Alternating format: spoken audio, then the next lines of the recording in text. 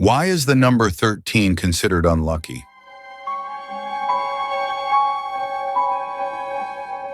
In the United States alone, an estimated 17 to 21 million people are actively afraid of the number 13. Some refuse to fly on the 13th of any month. Others won't sit in row 13 on a plane. And about 80% of high-rise buildings skip the 13th floor entirely. They go straight from 12 to 14, as if pretending will make the number disappear. But here's the strange part. If you ask people why 13 is unlucky, most can't actually tell you. They just know it is. So where did this fear come from? And why has it lasted for thousands of years? Fear of 13 has a name, triskaidekaphobia. It comes from the Greek words tris, kai, dika, and phobos, meaning 3 and 10 in fear. Fear of 3 and 10. The word itself only appeared in the early 1900s, but the superstition it describes goes back much further. Some historians trace the unlucky reputation of 13 to ancient Babylon, around 1780 BCE. The Code of Hammurabi, one of the oldest known legal documents, supposedly omitted a 13th law from its list. For years, people pointed to this as evidence that even the Babylonians feared the number. But there's a problem.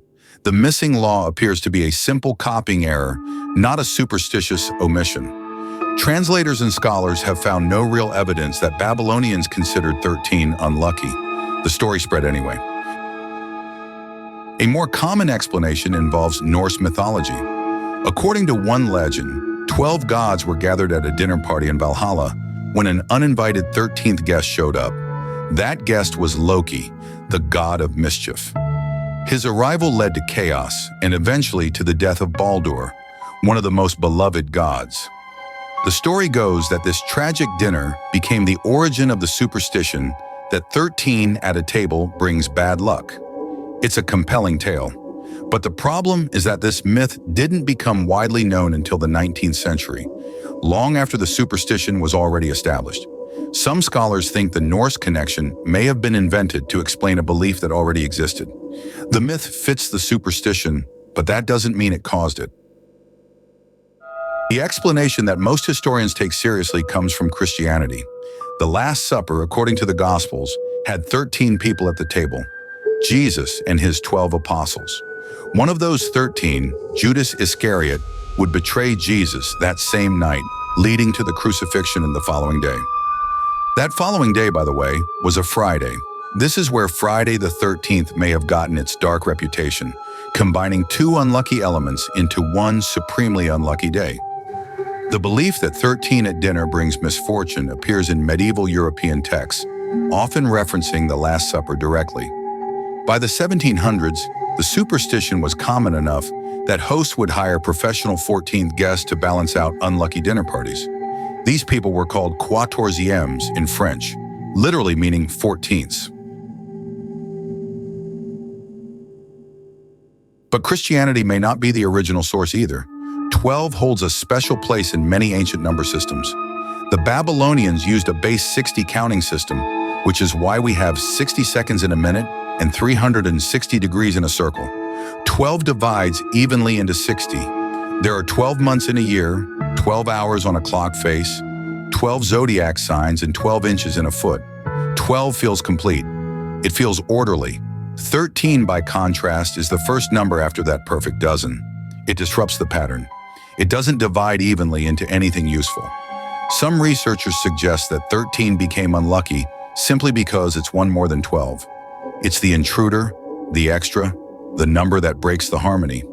Mathematical awkwardness may have bred superstition. The fear of 13 became particularly intense in the late 1800s and early 1900s. In 1881, a group called the 13 Club formed in New York City. Their mission was to debunk the superstition. Members would meet on the 13th of every month for dinner at table 13. They'd walk under ladders, break mirrors, and spill salt, all while keeping careful records to prove nothing bad happened. The club attracted some famous members over the years, including 5 future U.S. presidents. Despite their efforts, the superstition only grew stronger. Some historians think the club's very existence, the dramatic lengths they went to, may have accidentally reinforced the idea that 13 was worth fearing. By the 20th century, avoiding 13 had become standard practice.